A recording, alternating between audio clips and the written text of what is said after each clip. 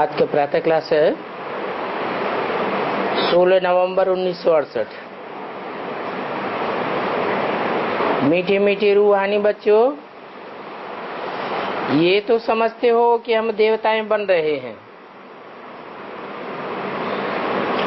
Student जो पढ़ते हैं उन्हों की बुद्धि में जरूर रहता है हम फलाना बनने के लिए पढ़ते हैं।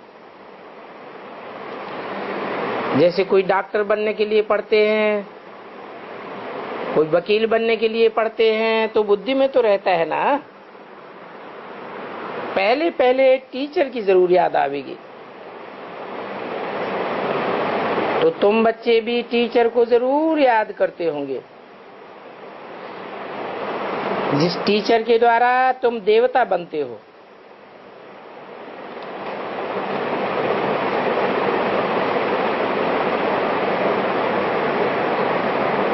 पढ़ाने वाला टीचर भी याद रहता है, टीचर का मर्तबा भी याद रहता है।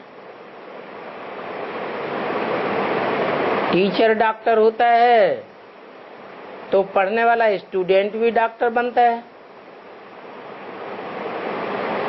टीचर बैरिस्टर होता है तो पढ़ने वाला स्टूडेंट भी बैरिस्टर बनता है।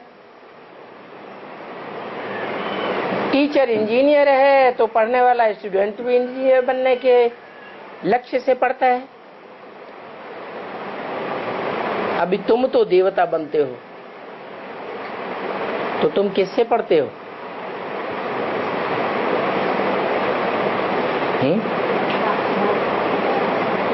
डॉक्टर से पढ़ने वाला डॉक्टर बनेगा,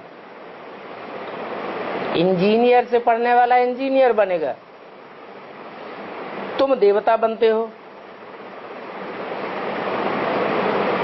तो तुमको पढ़ाने वाला, तुमको बनाने वाला कौन है? भगवान। भगवान तो भगवान भगवती बनाएगा। भगवान क्या बनाएगा? भगवान भगवान भगवती बनाएगा। इंजीनियर इंजीनियर बनाएगा, डॉक्टर डॉक्टर बनाएगा। तुम तो देवता बनते हो ना। तो बनाने वाला कौन है? महादेव। बनाने वाला भी जरूर देवता चाहिए, परंतु मैं नर तन में प्रवेश करता हूं, मनुष्य तन में प्रवेश करता हूं, पतित में प्रवेश करता हूं या पावन में प्रवेश करता हूं? पतित में प्रवेश करता हूं। तो देवताएं पतित तो नहीं होते हैं। देवताएं पतित होते हैं क्या? मैं पतित तन में प्रवेश करता हूं, देवताएं तो पतित होते नहीं है। पतित तन को पावन बनाकर देवता बनाता हूं। उस देवता को जो पहले पहले देवता बनता है उसका टाइटल क्या है? महादेव। देव देव महादेव। तो देवता से तुम देवता बनते हो। सैंपल तो चाहिए। एक सैंपल तैयार होता है तो तुम ब्राह्मण से देवता बन जाते हो। तो जो पहला देवता सो पहला क्षत्रिय, सो पहला वैश्य, पहला शूद्र, और फिर शूद्र से पहला ब्राह्मण बनता है। ब्राह्मण बनता है तो किसकी औलाद हुआ है? ब्राह्मण तभी कहा जाएगा जब ब्रह्मा की औलाद हो। जैसे विष्णु का फॉलोअर वैष्णव, शिव का फॉलोअर शैव, जिन का फॉलोअर जैन। एक मात्रा बढ़ती है ना फॉलोअर के अर्थ में। ऐसे ही यहां भी समझा जाता है। तो उठते बैठते चलते स्टूडेंट को अपना लक्ष्य जरूर याद रहता है। कि हमको भी ऐसा डॉक्टर बनना है, इंजीनियर बनना है, मास्टर बनना है। अभी तुमको भी याद रहती होगी। तो ये तुम्हारा अनुभव है। तुम बच्चे यहाँ अनुभव सुनाते हो ना, कि हम घर में जाते हैं, बस सेंटर पर जाते हैं, तो हमको जरूर ये बुद्धि में रहता है कि हम देवता बन रहे हैं। हम स्टूडेंट बेहद की टीचर के द्वारा पढ़ रहे हैं, तो टीचर भी याद रहता है और तुमको तुम्हारा उद्देश्य भी याद रहता है कि हमें मनुष्य से देवता बनना है, अथवा हम देवता बनने वाले हैं। परंतु कौन सा देवता बनने वाले हैं, सो तो सिवाय इन लक्ष्मी नारायण के चित्र के और कुछ भी तुमको याद नहीं आवेगा, क्योंकि और तो कोई ऐसा सुंदर चित्र है ही नहीं। पढ़ाने वाला शिव बाबा भी याद रहते हैं, लेकिन वो पढ़ाते क्या हैं वो भी तुमको याद है, क्योंकि ये पढ़ाई है विचित्र। ये चित्र लक्ष्मी नारायण का तो है, लेकिन वो नई दुनिया के, ये कोई इस पुरानी दुनिया की नहीं है। इन देवताओं के आगे खुद मनुष्य जाकर के माथा टेकते हैं, क्योंकि ये देवताएं थे। एम ऑब्जेक्ट का ये एक ही चित्र है। लक्ष्मी नारायण कहो, लक्ष्मी नारायण का कंबाइंड स्वरूप विष्णु कहो, ये तो तुमको जरूर याद होगा। ये मनुष्य देवता बन रहे हैं, तो ये महाराजा महारानी का चित्र है, और कोई चित्र नहीं जिसमें एम ऑब्जेक्ट हो। कोई और चित्र है क्या सिवाय लक्ष्मी नारायण के? तो तुम बच्चों की बुद्धि में ये जरूर रहना चाहिए कि बाबा हमको पढ़ाते हैं मनुष्य से देवता बनाने के लिए। मनुष्य में और देवता में क्या अंतर है?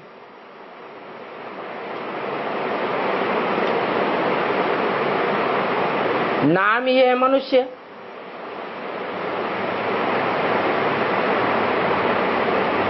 जिसका मन चलायमान हो उसको मनुष्य कहा जाता है, और जिसका मन स्थिर हो जाए, एकाग्र हो जाए, आत्मिक रूप में स्थित हो जाए, उसको देवता कहा जाता है। तो सारा भारत तो क्या, सारी दुनिया में इन लक्ष्मी नारायण जैसा सुंदर चित्र और कोई नहीं है। क्योंकि राम सीता को भी तुम वास्तव में स्वर्ग के देवता नहीं कहेंगे। तुम्हारी एम ऑब्जेक्ट ये लक्ष्मी नारायण बनने की है, और ये चित्र भी एक ही है जो तुम्हारे लिए रखा हुआ है। ये तो जरूर है, तुम्हारी बुद्धि में रहना चाहिए कि हम कौन सा देवी देवता बनेंगे। चित्र तो जरूर चाहिए ना। तो ये चित्र है सैंपल के रूप में तुम्हारे आगे, और कोई भी एम ऑब्जेक्ट का चित्र नहीं है। बाप और वर्षा। तो बताओ शिव बाबा के बाद दूसरा कौन?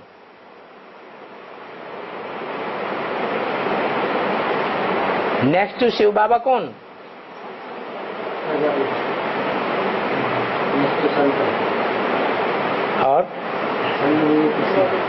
और जिनकी बात हो रही वो तो भूल ही गए। हाँ, next to Shiv Baba is Lakshmi Narayan. तो वो पढ़ाने वाला, और ये है इनके पढ़ाई की रिजल्ट। तो ये भी समझना बहुत सहज हो गया। शिव बाबा को और वर्षे को याद करना है, तो ये भी मनमना भव हो गया। देह के सभी धर्म त्याग, एक बाप को याद करना, और मध्यादि भव। क्या अंतर है मनमना भव और मध्यादि भव में?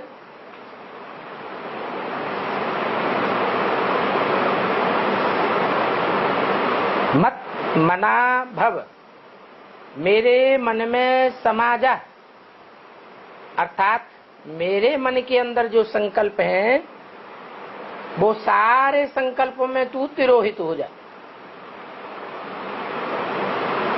बाप समान बन जा मन के संकल्पों से। तो जब मन के संकल्पों से बाप समान बन जाएगा तो जो यजन करेगा, याजी भव, कर्म करेगा, वो भगवान के ही कर्म करेगा कि कोई दूसरा कर्म करेगा? भगवान के ही कर्म करेगा। तो पहले है मन मना भव, फिर है मद्याजी भव। जो भी कर्म करे मेरे अर्थ कर्म कर, जो भी यजन करे, जो भी स्वाहा करे वो मेरे लिए स्वाहा कर। इस बात को समझने में कोई डिफिकल्टी नहीं है। बाबा हमको नर से नारायण बनाते हैं, ये देवताएं हैं और कोई प्रजा आदि का तो चित्र नहीं है। ये लक्ष्मी नारायण की डायनेस्टी है, जिस डायनेस्टी में सतयुग में 8 जन्म लेते हैं। तो तुम कहेंगे हम इनकी सूर्यवंशी वंशावली में आवेंगे, तो तुम अपने घर में हो वह कहाँ भी हो, अपने को सदैव स्टूडेंट समझो कि बाबा हमारा टीचर है, हम ऑब्जेक्ट सदैव बुद्धि में रखनी है और साथ में दैवी गुण भी धारण करने। तुम जानते हो आधा कल्प हम भक्ति मार्ग में इन्हों के दैवी स्वभाव का वर्णन करते आए हैं। आसुरी स्वभाव और दैवी स्वभाव का कंट्रास्ट भी अभी तुम जानते हो। आगे कहते थे हम नीच हैं, कपटी हैं, पापी हैं। अभी तो तुम समझते हो कि हमको इन जैसा बनना है। ऊंच से ऊंच पढ़ाने वाला बाप भी हमको मिला है और ऊंचे से ऊंचे एम ऑब्जेक्ट भी मिली है। तुम ऊंच से ऊंच पद पाते हो ना, इनसे ऊंचा दुनिया में और कोई पद नहीं मिल सकता। ये ऐसा ऊंच से ऊंच पद है जिसकी दुनिया में कोई ग्लानि नहीं है। 33 करोड़ देवताओं की भी ग्लानि है, भगवान की तो ग्लानि ही ग्लानि है, परंतु लक्ष्मी नारायण की कोई ग्लानि नहीं है। तो भगवान वाच, भगवान खुद बैठ तुमको इतना ऊंच पद दिलाते हैं। कृष्ण को भगवान समझ करके याद नहीं करना है। फिर कृष्ण गीता का साकार भगवान है, ये समझ करके नहीं याद करना है। फिर किसको याद करना है? गीता का भगवान है तो गीता ज्ञान तो जरूर सुनाएगा, और गीता ज्ञान सुनाएगा तो साकार में मुख भी जरूर चाहिए। बिना मुख के गीता ज्ञान कैसे सुनाएगा? और कृष्ण गीता का भगवान नहीं है, तो जब कृष्ण ही गीता का साकार भगवान नहीं है तो फिर साकार रूप में गीता का भगवान है कौन? पहले पहले भगवान को याद करना पड़े ना। नेक्स्ट टू गॉड कृष्ण गाया जाता है, तो भगवान तो फर्स्ट हुआ ना। पहले भगवान को याद करो, फिर कृष्ण बच्चे को। बाप का पद तो ऊंचा होता है ना। तो बताओ, सतयुग में जो कृष्ण बच्चा पैदा होगा, मनुष्य सृष्टि का पहले पत्ते के रूप में पैदाइश होगी, उसका बीज बाप कौन हुआ? उसको जन्म देने वाला बाप कौन हुआ? वो ही कहेंगे भगवान। कहेंगे कि शिव बाबा ये कृष्ण की रचना रचते हैं। तो शिव बाबा हो गया अलफ और कृष्ण हुआ बे। कृष्ण छोटेपन में प्रिंस है, लक्ष्मी नारायण ही छोटेपन में राधे कृष्ण थे। बच्चे जानते हैं ये वर्ल्ड प्रिंस था। कौन?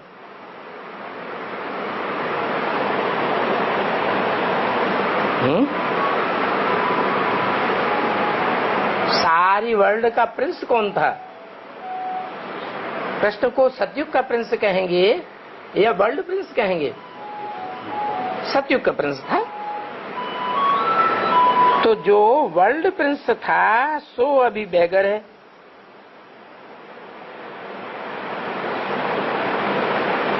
सीढ़ी के चित्र में क्या दिखाया है?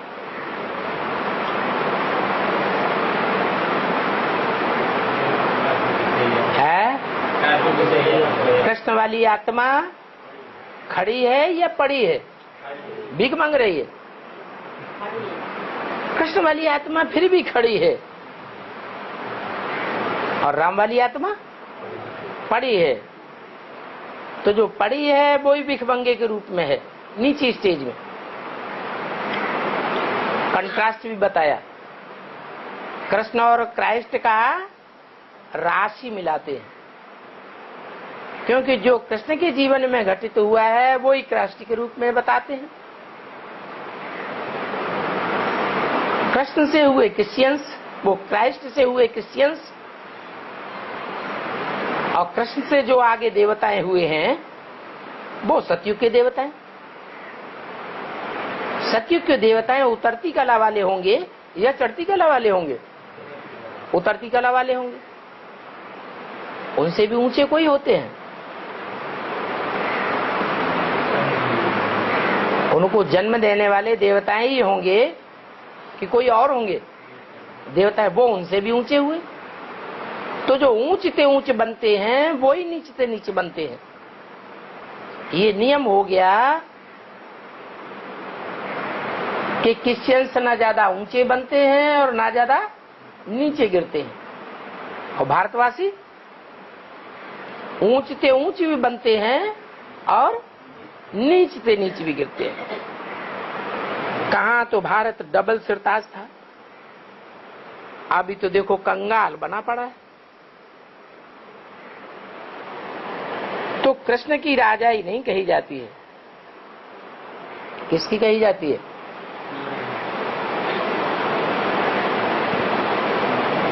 सतयुग में कृष्ण को या नारायण को गद्दी दिखाई गई है।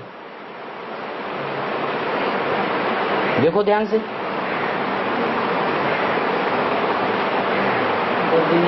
गद्दी नहीं है। और राम सीता को, राम सीता को गद्दी है। शूटिंग कहाँ होती है? संगम में रिहर्सल होती है। तो जरूर राम वाली आत्मा ने राजाई स्थापन की होगी। जो राजाई स्थापन करता है वो ही मालिक कहा जाता है। अभी इस सारी पढ़ाई का मूल तंत्र क्या है? शिव बाबा को याद करना। पढ़ाने वाला टीचर तो जरूर याद रहेगा ना। बच्चों को मालूम है ये हमारा बाप भी है, मालूम भी है तो नंबर बार है। सुप्रीम बाप भी है, सुप्रीम टीचर भी है, सुप्रीम गुरु भी है। अर्थात वो एक ही है जो सबका बेड़ा पार करने वाला है। बेड़ा पार करने वाला, बेड़ा क्या होता है? बेड़ा नाव को कहा जाता है, बेड़ा जहाज को कहा जाता है। तो सबका बेड़ा पार होगा है? नाव इस शरीर को कहा जाता है। ये शरीर रूपी नवैया है जिसमें आत्मा रूपी बिछैया है, बाप खिवैया है। तो सनैया कहो, बेड़ा कहो, इसको विषय सागर से पार ले जाने वाला जो बाप है वो सारे बेड़ों को पार ले जाएगा। ये तुम्हारे लिए है। मनुष्य गुरु करते हैं, उनसे कोई पूछे कि गुरुजी महाराज हमको क्या मिलेगा तुम्हारी पढ़ाई से, वो सन्यासी लोग तो कभी नहीं बता सकेंगे। वो तो राजयोग सीखते ही नहीं और सिखलाए भी नहीं सकते, वो तो है ही हठ योगी। ये तो निराकारी बाप ही है जो तुम निराकारी बच्चों को अर्थात आत्माओं को बैठ समझाते हैं। ये क्यों कहा? जिस समय ये मुरली चल रही थी उस समय आत्मा बने हुए थे क्या? और बाप पढ़ा रहा था क्या? है? जिस समय ये मुरली चल रही थी 68 में 68 में, उसमें बाप पढ़ाता था क्या? है? कौन पढ़ाता था? प्रैक्टिकल में पढ़ाने वाला, प्रैक्टिकल माने शरीर के सहित, कौन था? माँ पढ़ाने वाली थी, बाप तो पढ़ाने वाला नहीं था। यहाँ तो बताया वो बाप भी है, टीचर भी है और एक ही रूप से सदगुरु है। जो माँ के रूप में पढ़ाने वाला था, माँ के रूप में पढ़ाने वाली शख्सियत बाप, टीचर, सदगुरु नहीं थी। तो जो बाप, टीचर, सदगुरु नहीं थी उसको निराकारी कहें? निराकारी कहें या साकारी कहें? ब्रह्मा तो साकारी था। बाद में बाप भी बनता है, टीचर भी बनता है, गुरु भी बनता है, लेकिन निराकारी कैसे? स्टेज से निराकारी और बच्चों को भी निराकारी बनाता है। इसलिए बोला आत्मा रूपी सुई की सारी कट जब तुम बच्चों की उतरती है बेसिकली, तब तुम बच्चे डायरेक्ट बाप से सीखते हो। जब तक तुम्हारी आत्मा रूपी सुई की बेसिकली सारी कट नहीं उतरी हुई है, तब तक तुम अपन को ज्योति बिंदु आत्मा समझ ही नहीं सकते। तो बेसिक में चलने वाले जिन जिन बच्चों की आत्मा रूपी सुई की कट उतर जाती है और अपन को आत्मा समझने लग पड़ते हैं, उन आत्मा रूपी निराकारी बच्चों को मैं डायरेक्ट आकर के पढ़ाता हूँ। निराकारी बच्चों को पढ़ाता हूँ, निराकारी बाप है पढ़ाने वाला, अर्थात आत्माओं को बैठ समझाते हैं। माना जो बेसिक में पढ़े हुए हैं वो आत्मा रूपी बच्चे हैं या देह अभिमानी है? देह अभिमानी सांडों को बैठ नहीं पढ़ाता हूँ। किसको पढ़ाता हूँ? तुम आत्मा बनने वाले बच्चों को मैं पढ़ाता हूँ। पढ़ाने वाला बाप तो एक ही है, माने ब्रह्मा के तन में वो ही पढ़ाता था और बाप के रूप में भी वो ही पढ़ाने वाला है। लेकिन फर्क क्या है दोनों में? ब्रह्मा के तन में साकारी था और बाप के रूप में निराकारी है। तो बच्चों की बुद्धि में बाप का एक्यूरेट वो रूप बुद्धि में बैठना चाहिए और दैवी गुण भी धारण करने। हमारा बाबा ज्ञान का सागर है, सुख का सागर है, उनकी महिमा अलग है, देवताओं की महिमा अलग है। शिव के चित्र में भी उनकी महिमा लिखी हुई है। जो शिव के चित्र में महिमा लिखी हुई है वो महिमा देवताओं की नहीं हो सकती है। क्या लिखी हुई है शिव के चित्र में महिमा? सागर से है को सागर में जो 32 किरणों वाला चित्र बनाया है उन्होंने, उसमें महिमा लिखी हुई है। तो जिन्होंने बनाया है वो तो इस बात को समझते नहीं है कि महिमा साकार की होती है या बिंदी की होती है। तो उन्होंने तो बिंदी का चित्र समझ लिया है, निराकार बनाया है, या साकार समझते हैं? उन्होंने बनाया है निराकार का चित्र। लेकिन बाप तुमको बैठ समझाते हैं कि उसमें लिंग भी बना हुआ है 32 किरणों वाले चित्र में, और उसमें बिंदु भी रखा हुआ है। बिंदु है निराकार की यादगार, और जो लिंग है वो साकार की यादगार है।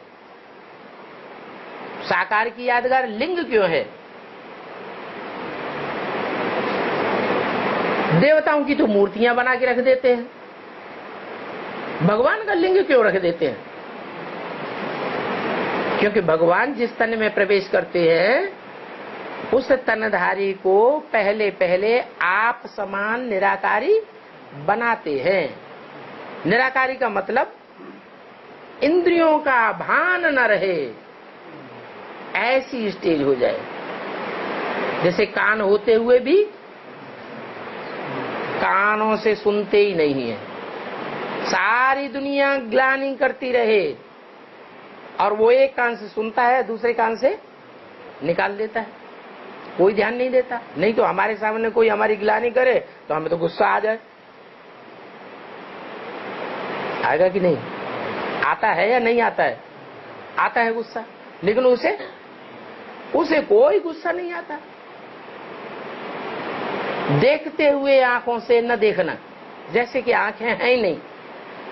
कर्मेंद्रियों से कर्म करते हुए भी कर्म न करना, और उन कर्मेंद्रियों के कर्म का कोई प्रभाव न हो, चाहे वो कोई भी कर्मेंद्रियां क्यों न हो, ज्ञानेंद्रियां हो या भ्रष्ट इंद्रियां हो। उन कर्मेंद्रियों का संग का रंग लगा करके कल्याण करेगा, लेकिन अकल्याण नहीं हो सकता। तो बताया कि कृष्ण के चित्र में भी महिमा लिखी हुई है और शिव बाबा के चित्र में भी महिमा लिखी हुई है। क्या अंतर है?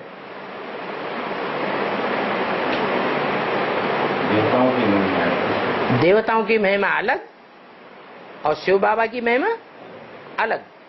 और देवताओं की महिमा अगर शिव बाबा की महिमा के ऊपर रख दें तो फिर क्या फर्क पड़ेगा?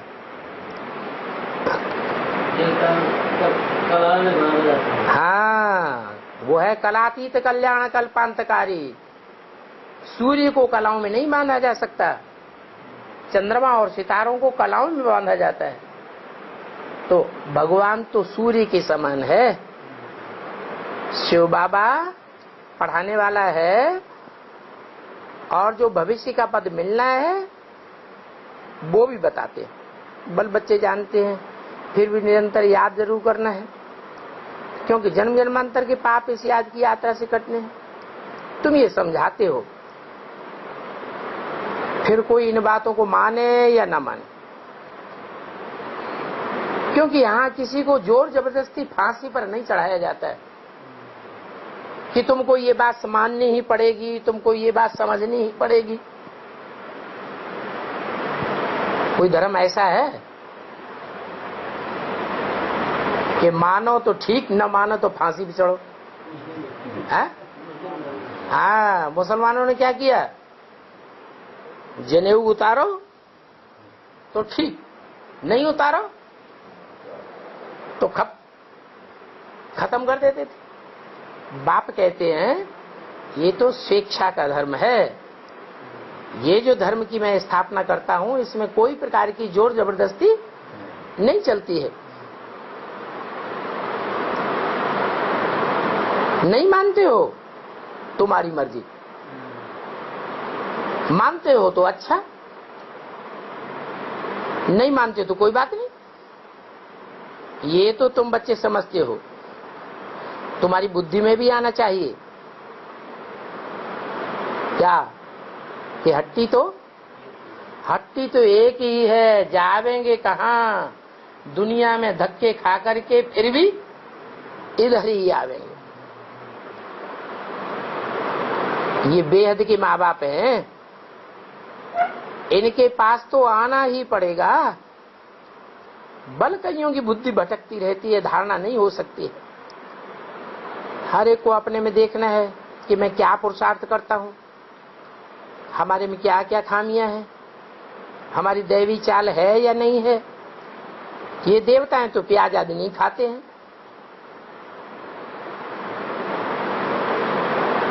माना क्या बताया कि जो देवताएं खाते हैं वही खान पान हमारा भी होना चाहिए। इन पर तो फल फूल भोग चढ़ाते हैं। ये सिगरेट आज तो नहीं पीते होंगे। कौन? देवताएं। तुम्हारे में कोई है तो बताओ जो कब कब सिगरेट आदि पी लेते हो। अपन से पूछना चाहिए हमारी कब कोई आसुरी चलन तो नहीं आती है, हो जाती है संग के रंग में आकर। देवताओं के तो सदैव गुण ही गाए जाते हैं। 63 जन्म नहीं गाया हुआ है। क्या कहा है? देवताओं की 63 जन्म गाए जाते हैं या 21 जन्म गाए जाते हैं? क्योंकि पहले तो सिर्फ एक शिव बाबा के ही गुण गाते हैं। अब बेचारी भक्ति होती है, फिर देवताओं की भक्ति शुरू करते हो। तो अपने दिल से पूछना चाहिए, ऐसी कोई अशुद्ध चीज खानी नहीं चाहिए। पान भी भल खाओ। देवताओं को पान चढ़ाते हैं ना, पान भल खाओ, परंतु पान में तंबाकू नहीं होनी चाहिए। सुपारी काट के मैनपुरी की तंबाकू बनाते हैं ना, तंबाकू नहीं होनी चाहिए। खुशबू जैसी चीजें होनी चाहिए। नशे जैसी चीजें क्यों होनी चाहिए? वो तो हद का नशा है। तुम्हारा है कौन सा? तुम्हारा तो नारायणी नशा है। बाबा को मालूम है वल्लभाचार्यों के पास बाप नहीं मिलते हैं।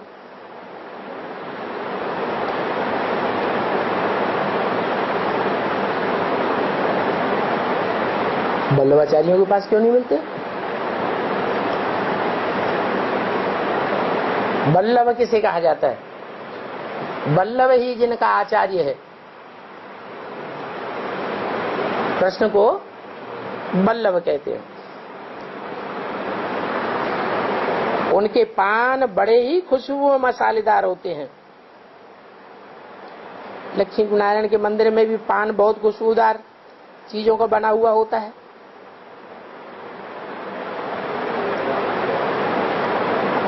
उसमें खुशबू बहुत अच्छी होती है। तो पान आदि का कोई हर्जा नहीं, ये कोई खराब चीज नहीं है। क्या पान आदि? फिर कोई ब्रह्मा कुमार को पान आदि खाते हुए देखा है क्या? है? क्यों पान क्यों नहीं खाते? तंबाकू मिला देते हैं इसलिए। तो ये तो बिल्कुल साधारण बात है। यहाँ कई कई नए बच्चे भी आते हैं। सिगरेट अथवा शराब आदि पिया हुआ होता है तो झट उनकी बदबू आ जाती है। कोई कोई बड़े आदमी कहते हैं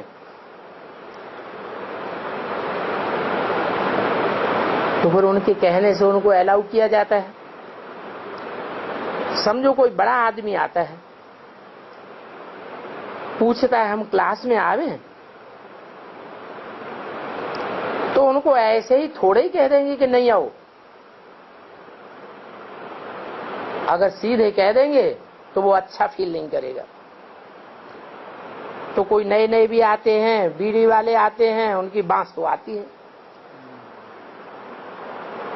तो बाबा कहते हैं अपनी जांच करनी है। हम ऐसी कोई अशुद्ध चीज तमोगुणी चीज तो नहीं खाते हैं जो दूसरों को परेशानी हो जावे।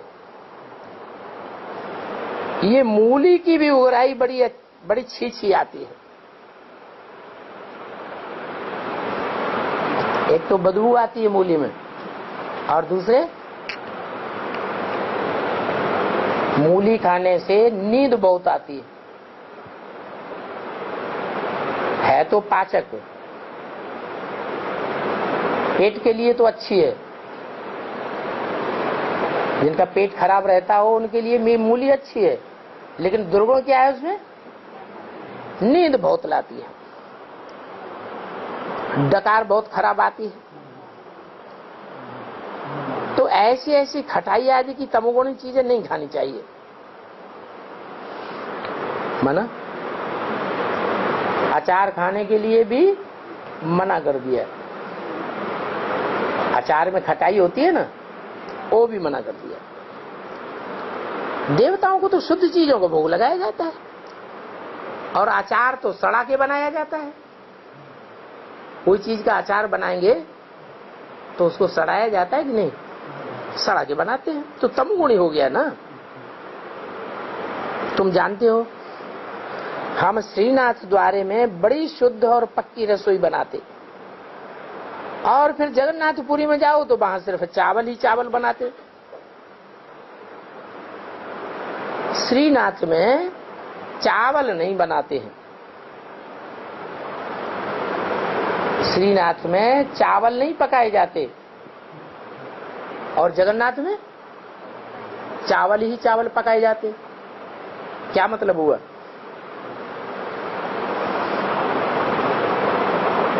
चावल की रसोई वो फिर कच्ची रसोई हो गई, और जगन्नाथ और श्रीनाथ भंडारे में पक्की रसोई बनाई जाती है।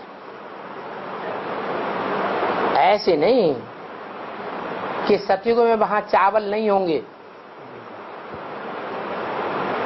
सतयुग में भी चावल तो पैदा होते हैं, वहां सभी कुछ होगा। वहां क्या क्या होता है सो तो तुम आगे चल करके देखेंगे। तो सवाल ये हुआ कि जगन्नाथ भंडारे में जो चावल का भोग लगाते हैं, वो चावल क्या चीज है? हाँ, जिनका देहाभिमान का छिलका उतर जाता है, वो आत्माएं जो हैं वो अच्छी रीति पकाई जाती है। तुम्हारी आत्मा रूपी सुई की जब कट उतर जाती है तो तुमको डायरेक्ट बाप पढ़ाते हैं, और उस पढ़ाई में तुमको अच्छी तरह ज्ञान योग की भट्ठी में पकाया जाता है। बल उसको कच्ची रसोई कहते हैं। फिर पक्की भी कभी बनेगी कि नहीं बनेगी? है? जब पक्के बन जावेंगे तो फिर उनको क्या कहेंगे? जगन्नाथ कहेंगे या श्रीनाथ कहेंगे? है? अरे नई दुनिया के मालिक होंगे या पुरानी 500 करोड़ की दुनिया के मालिक होंगे? हैं? नई दुनिया के मालिक होंगे तो श्रीनाथ हो गए। अब तुम बच्चे जितना जितना नजदीक आते जावेंगे तो फिर तुमको सभी कुछ मालूम पड़ता जाएगा। काय के नजदीक आते जावेंगे? हाँ? किसके नजदीक आते जावेंगे? हाँ, माना बेसिक में बाबा से दूर थे बाप के, या बाप के नजदीक थे? बेसिक में बाप से दूर थे, और अब एडवांस में बाप के नजदीक आते जाते हैं। जितना नजदीक आते जाएंगे तो तुम बच्चों को सभी कुछ मालूम पड़ता जाएगा। अपने अनेक जन्मों की कहानी भी मालूम पड़ जाएगी। बाबा कहते हैं बच्चे थोड़ा आगे बढ़ो तो तुमको बहुत साक्षात्कार होंगे। अभी भी बहुतों को साक्षात्कार होते रहते हैं। कहते हैं हम देवता बनते हैं, और तो कोई ऐसे बता ही नहीं सकता कि ये तुम्हारी अहम ऑब्जेक्ट है। ये बनने की कौन सी पढ़ाई होती है ये भी कोई नहीं जानते हैं। गीता में भल है, परंतु वो लोग समझते थोड़े ही हैं। क्या है गीता में?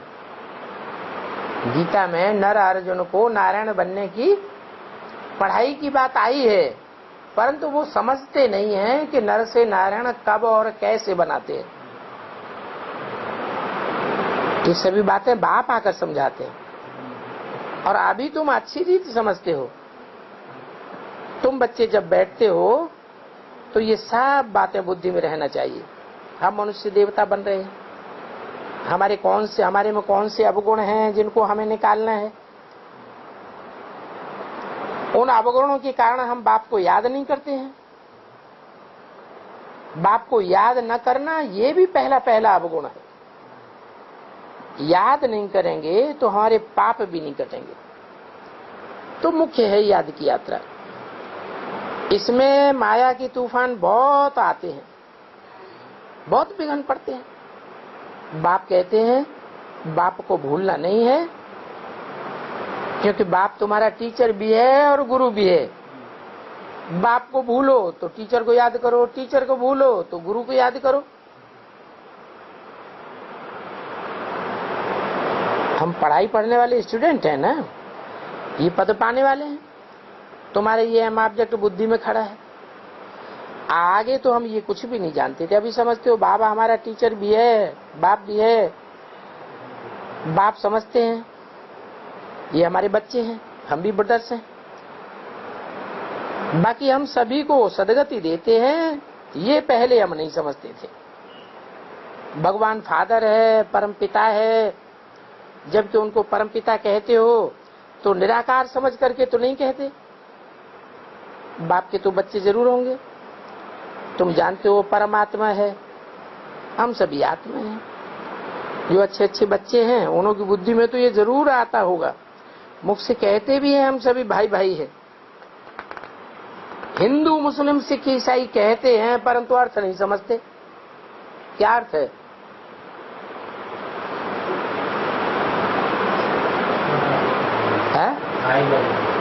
हाँ, कैसे भाई भाई? यहाँ हिंदू मुस्लिम सिख ईसाई बैठे हैं क्या? है? यहाँ तो सब हिंदू थे पहले और हिंदू से अभी ब्राह्मण बन गए। तो वो हमारे लिए तो ठीक है, हम भाई भाई हैं। लेकिन ये जो कहावत है हिंदू मुस्लिम सिख ईसाई हम आपस में भाई भाई, ये कैसे है? बीच की बीच माने? हाँ, जब भगवान आते हैं तो पहले पहले जिन बच्चों को ईश्वरीय ज्ञान ईश्वरीय पहचान मिलती है वो पहलौटी के बच्चे 4 बच्चे हैं, जिनमें एक देवी देवता सनातन धर्म का बीज होता है, दूसरा क्रिश्चियन धर्म का बीज होता है, कोई बौद्ध धर्म का बीज होता है, कोई इस्लाम धर्म का बीज होता है। तो चारों आपस में क्या हो गए? चारों आपस में भाई भाई हो गए। उन्हीं की सारी दुनिया संतान बन जाती है। तो वो तो सिर्फ मुख से कह देते हैं हिंदू मुस्लिम सिख ईसाई आपस में भाई भाई, लेकिन समझते थोड़ा ही है।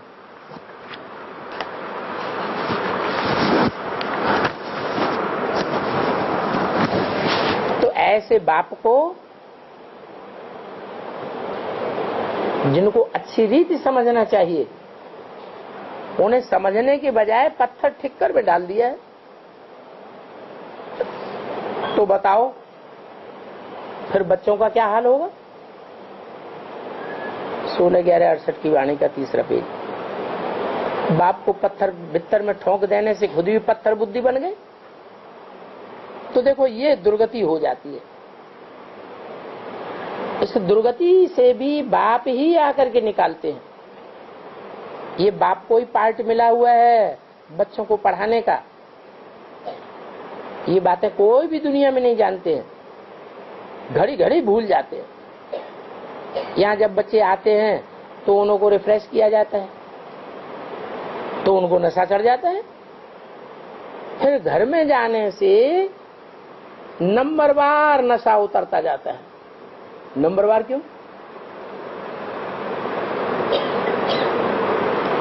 कोई को उतरता है, कोई का नहीं उतरता है, कोई का कम उतरता है, कोई का ज्यादा उतरता है। ये नंबरवार क्यों होता है?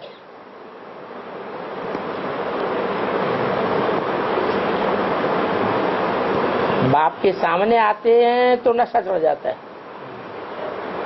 और बाहर जाते हैं, घर में जाते हैं, धंधा धोरी में जाते हैं तो नशा उतर जाता है। सो भी नंबरवार उतरता है,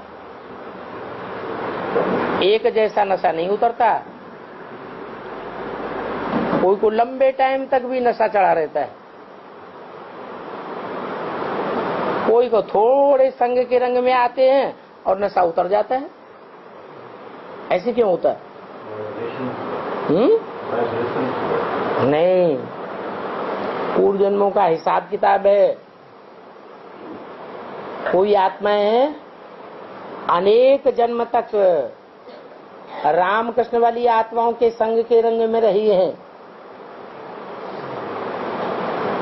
तो भाव स्वभाव संस्कार उनको खींचता रहता है।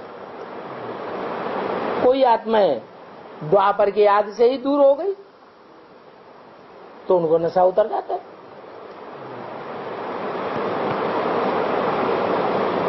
तो देखो नंबरवार नशा है। फिर नशा उतरता है तो बहुत विकर्म कर देती है,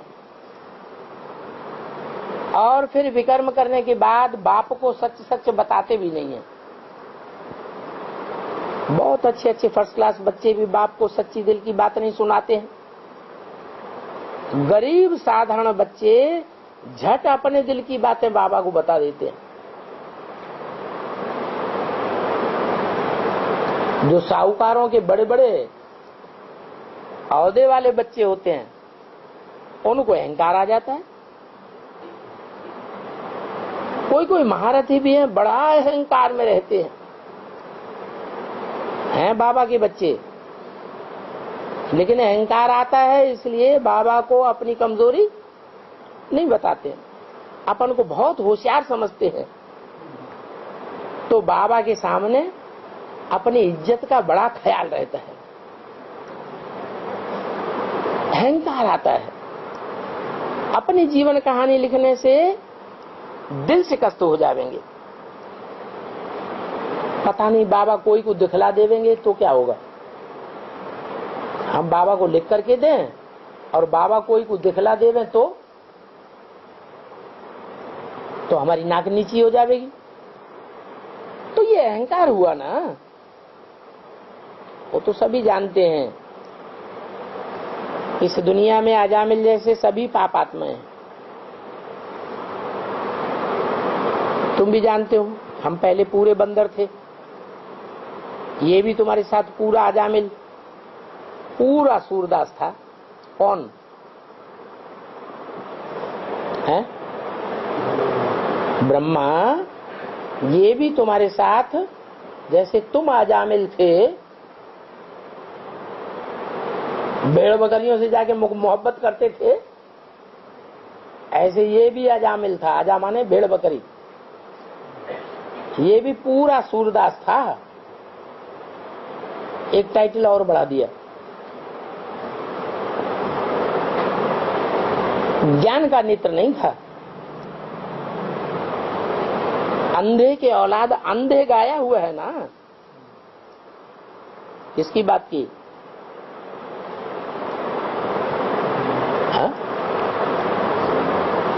ब्रह्मा की बात कर रहे हैं। क्योंकि ज्ञान का नेत्र नहीं है तो अंधे की औलाद अंधे। आत्मा ही ज्ञानी और अज्ञानी बनती है। बाप तो ज्ञान का सागर है, वो ही आकर के आत्माओं को ज्ञानी बनाते हैं।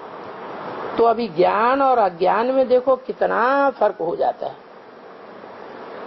अज्ञान को कहेंगे तमो प्रधान और ज्ञानी को कहेंगे सतो प्रधान। तमो प्रधान अज्ञानी को अपार दुख हो जाते हैं और सतो प्रधान ज्ञानी को अपार सुख होते हैं।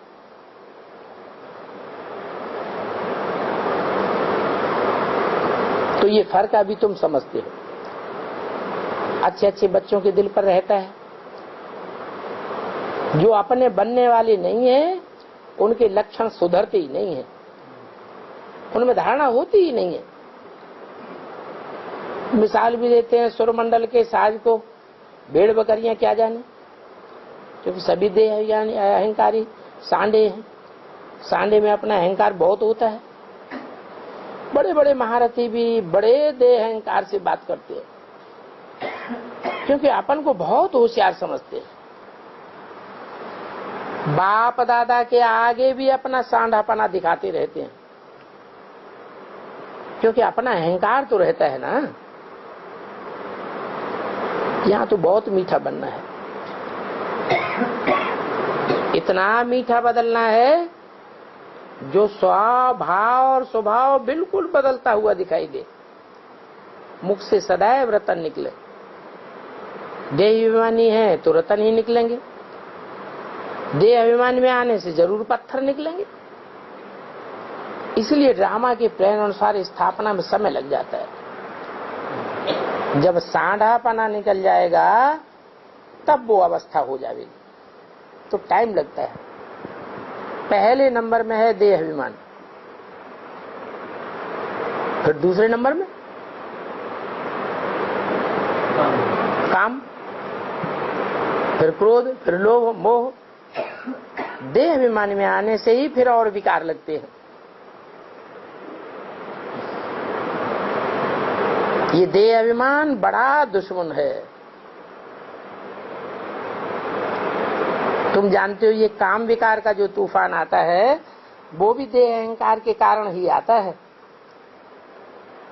देही अभिमानी बने तो काम के तूफान भी नहीं आवेंगे। इसलिए बाबा कहते हैं क्या, अपन को आत्मा समझो, आत्माभिमानी बनो। आत्माभिमानी बनने के लिए बाप बार बार समझाते रहते हैं। बाबा सभी आत्माओं को मुक्ति धाम ले जाएंगे, और जाना तो सभी को है। सभी का हिसाब किताब चुकतू हो जाना है। जाना सभी को है, सभी का हिसाब किताब चुकतू होगा, फिर अंतर क्या है? जाने वालों में अंतर है कुछ भी नहीं। कोई पहले जाएंगे, कोई बाद में जाएंगे। चलो बाद में जाएंगे, जाएंगे तो ना, अंतर क्या पड़ेगा? पद का अंतर पड़ जाएगा। पहले पहले वो जाएंगे जिन्होंने बाप की बात पर ध्यान दिया और अच्छा सा पुरुषार्थ किया। बाद में वो जाएंगे जिन्होंने ध्यान दिया नहीं और पुरुषार्थ में लेट हो गए। बाद में जाकर के समझा जब दुनिया में चारों तरफ अफरा तफरी मच जाएगी, फिर कोई भी पुरुषार्थ कर नहीं सकेंगे। फिर धर्मराज के डंडे खाने पड़े। तो जब तक हिसाब किताब चुकतू नहीं हुआ है तब तक ये दुख अशांति भासती ही रहेगी। मुख्य बात है बाप को याद करना। रोज रोज कितना समझाया जाता है, फिर भी सांढापना, देह अभिमान बड़ी देह मुश्किल से छूटता है। ये देह अभिमान का महारोग है। मुश्किल से आत्माभिमानी बनते हैं। देह अभिमान छोड़ना बड़ा मुश्किल समझते हैं। देही अभिमानी बने तब काम पर जीत पा सके।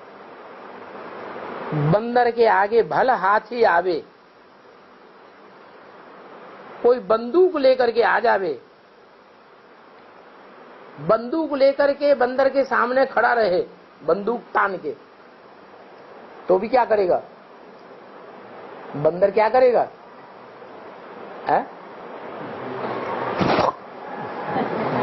मुड़की मारेगा, गुर गुर करते रहते हैं।